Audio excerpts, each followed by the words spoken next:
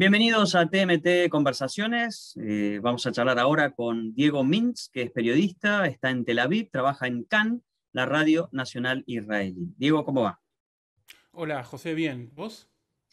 Muy bien, Diego, y la idea es hablar sobre Israel.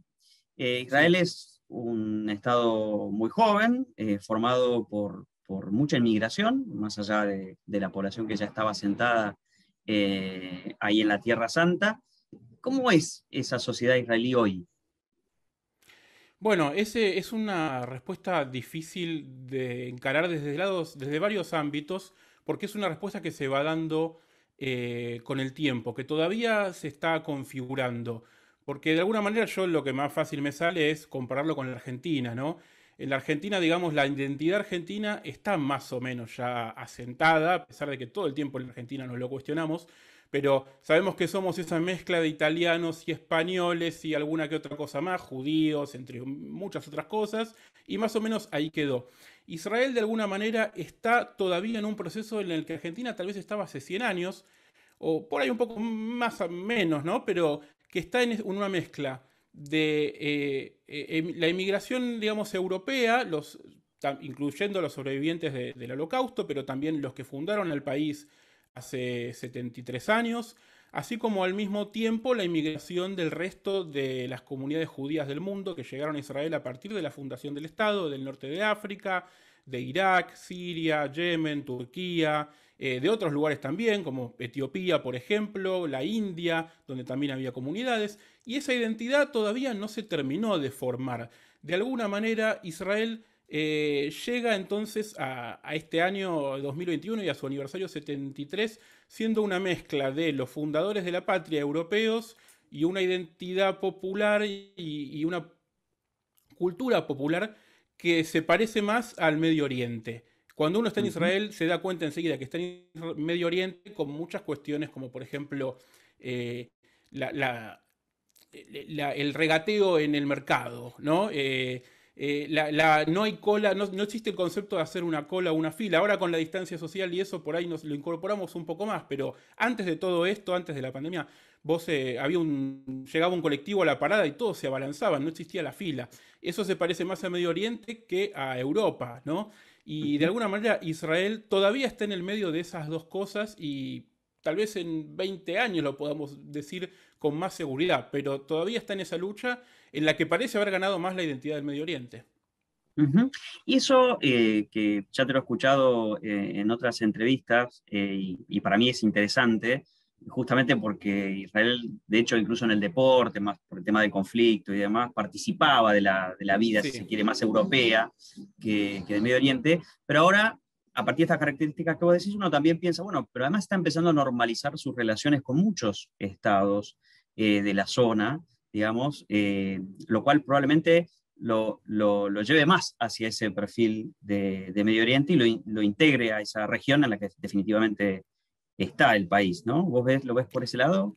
¿Tiene que ver? Sí, un poco sí, pero tal vez es porque es un nuevo Medio Oriente. Tal vez es que el resto de los actores de Medio Oriente son los que se están, entre comillas, occidentalizando, ¿no? Ujú. Con la lluvia de dinero que tuvieron los países del Golfo, hablo casi específicamente de Arabia Saudita, Qatar y Emiratos Árabes.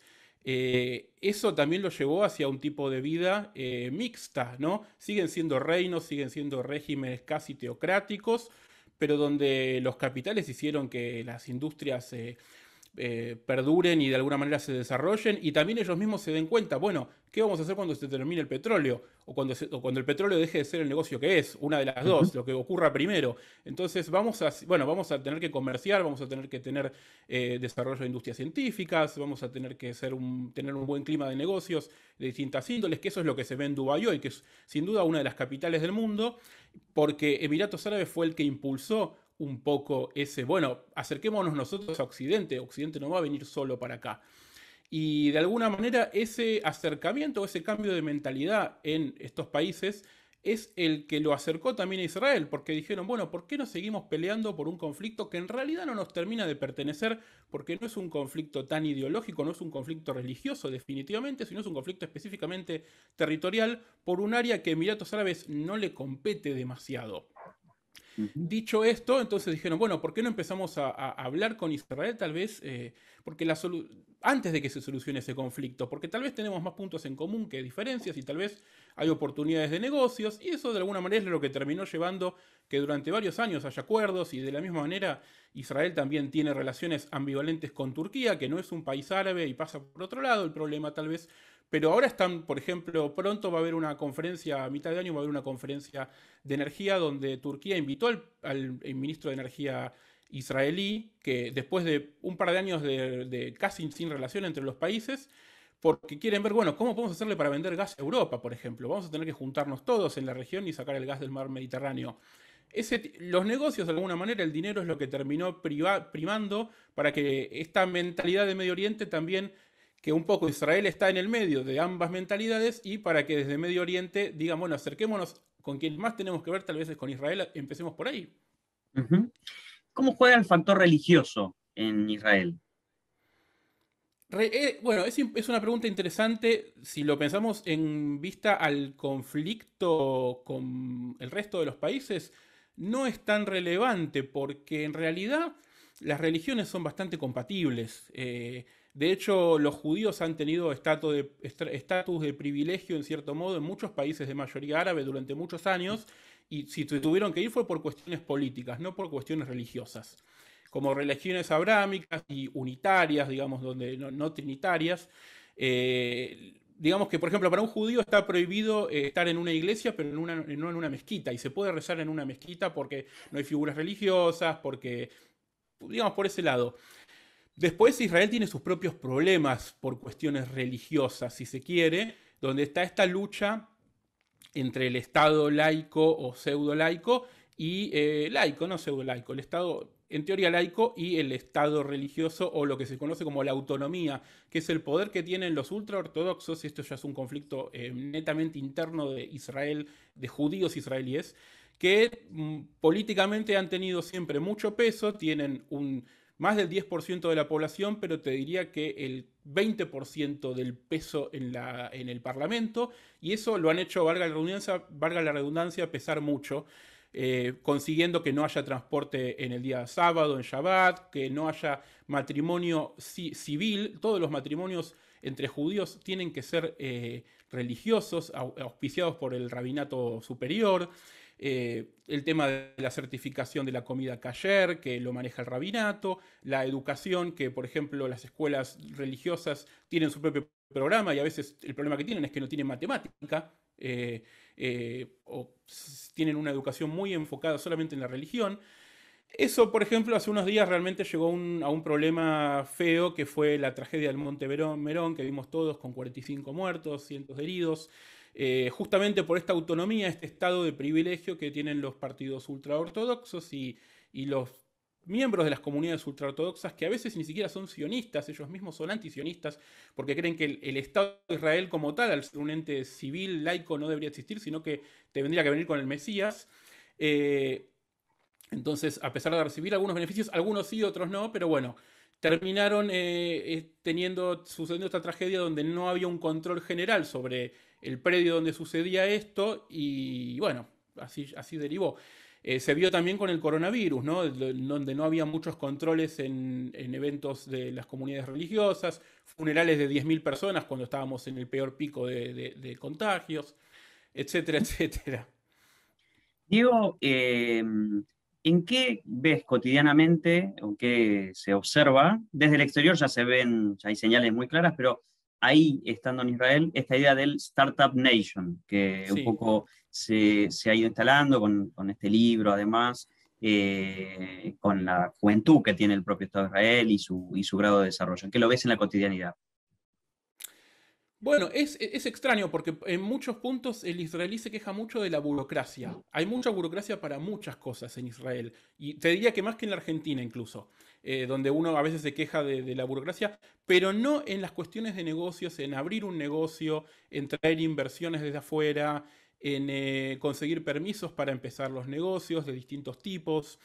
Eh, Y está el tema de, hay algo que justamente en el libro de Startup Nation lo habla mucho, que es la chutzpah, que sería como el atrevimiento. Es una característica que es una palabra que en realidad viene del Yiddish, después se llevó al hebreo. Es una especie de atrevimiento, de una suerte de viveza, de ser audaz, ¿no? Y se hace mucho también para el tema de negocios y para el tema de buscar ideas nuevas y buscar una capitalización externa muy marcada. El año pasado, por ejemplo, para darte una idea, el año pasado entraron a Israel 10 mil millones de dólares de inversión directa en tecnología y este año, que fue el récord, este año entraron en el primer cuarto del año, en los primeros 3 meses, 5 millones y medio, 5 mil millones y medio. O sea, más de la mitad de lo que en todo el año pasado. Y estamos hablando de 2020 y 2021, años un poquito distintos a todo lo conocido.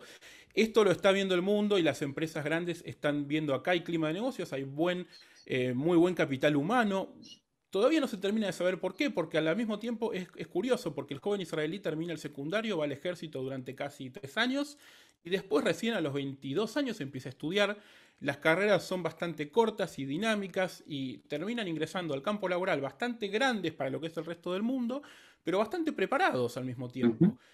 Porque de alguna manera, si bien se pierde mucho tiempo con el ejército, entre comillas, ¿no? De estar trabajando, el israelí no le gusta perder tiempo y no le empieces a chamullar con algo, no le preguntes algo dando demasiadas vueltas. Es más, si no hablas hebreo o no hablas inglés, hacele gestos y te va a entender, pero no trates de dar vueltas a través de un idioma que no hablas porque ahí es donde se cansa, donde lo haces perder tiempo.